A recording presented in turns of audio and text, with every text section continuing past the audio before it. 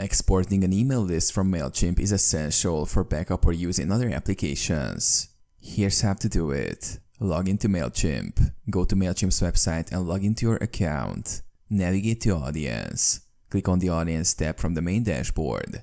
If you have multiple audiences, select the one you want to export. View Contacts. Click on all contacts to see your full list of subscribers. Filter and select contacts. Use the filters to refine the list if needed. You can select specific segments or tags if you only want a subset of your audience. Export your list. Click the Export button or Export Audience in the top right corner of the Contacts page. Choose the format for export. Typically, Mailchimp offers options like CSV, which is widely compatible with other applications. Download the file. Mailchimp will generate the export file.